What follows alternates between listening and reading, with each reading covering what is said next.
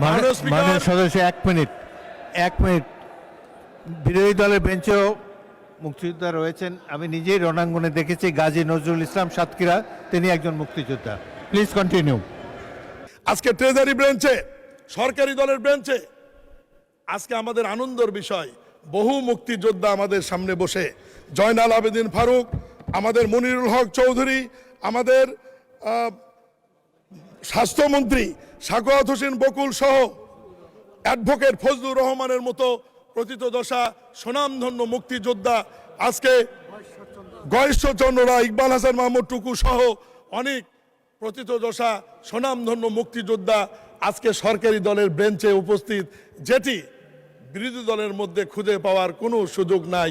মাননীয় স্পিকার, মাননীয় সদস্য এক মিনিট বিরোধী দলের বেঞ্চেও মুক্তিযোদ্ধা রয়েছেন। আমি নিজেই রণাঙ্গনে দেখেছি গাজী নজরুল ইসলাম সাতক্ষীরা, তিনি একজন মুক্তিযোদ্ধা। Please continue.